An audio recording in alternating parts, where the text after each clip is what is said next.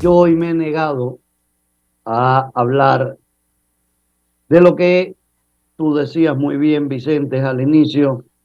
de lo entretenido que estamos en el país con unas noticias del juicio político, por otro lado, la inseguridad total, los sicariatos que ya ni en los barrios donde se pensaba que no iban a llegar, ya llegaron y están presentes. Pero yo quiero hablar de algo que nos depara el futuro para todos y que nos estamos olvidando acá en el país y nos estamos,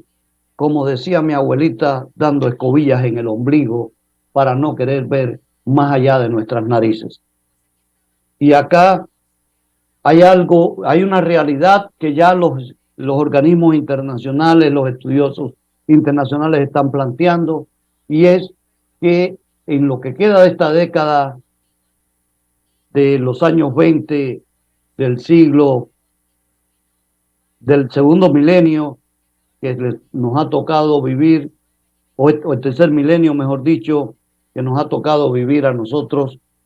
es, y que se ha dado en llamar la velocidad de crecimiento de la economía mundial, que además se habla con mucha fuerza del límite de velocidad de crecimiento que hay que tener o que caerá la economía a nivel mundial y que va a ser el peor de las últimas 3 décadas. Es decir, que estamos hablando de que, por ejemplo, la economía va a crecer por debajo del 2.2% a nivel mundial, donde las economías en desarrollo van a disminuir de un 6% que crecieron entre el 2000 y el 2010 a menos del 4% en lo que resta de esta década, y que además de eso vamos a tener, por tanto, la latente crisis financiera que se nos podría estar presentando, o por otro lado, la incertidumbre que genera esta no tan fría guerra que se nos ha presentado en estos momentos, pero que de una u otra manera es las cuestiones que nosotros tenemos que estar pensando como país para ver las posibilidades de desarrollo, y que desgraciadamente estamos más concentrados en vociferar que se vaya fulano, que venga mengano, que si la muerte cruzada, y no nos damos cuenta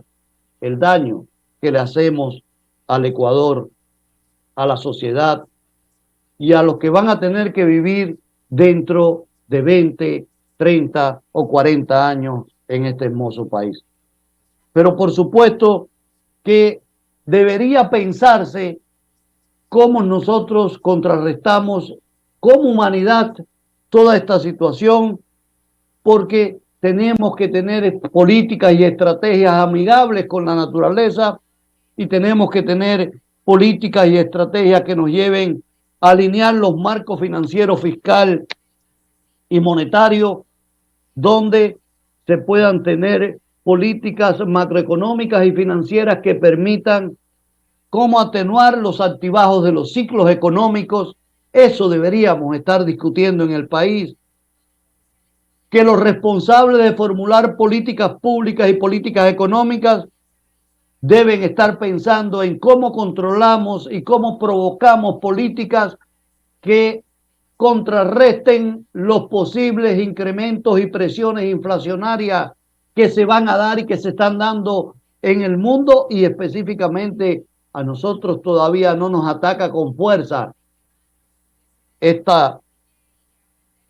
pandemia de la inflación que puede provocar, y que ya en algunos países de América Latina se está poniendo de manifiesto, hambruna, desnutrición, que son las cuestiones sociales que deben estar discutiéndose en nuestra asamblea para que las leyes que salgan sean leyes en función del desarrollo humano, en función del desarrollo social y económico del país, de cómo hacemos políticas que provoquen aumento de la inversión y eliminar, por tanto, los entornos que nos espantan la inversión, en el país para poder contrarrestar ese escenario que ya los organismos internacionales nos están poniendo, de cómo bajamos costos de comercio, de cómo bajamos costos para nuestras exportaciones,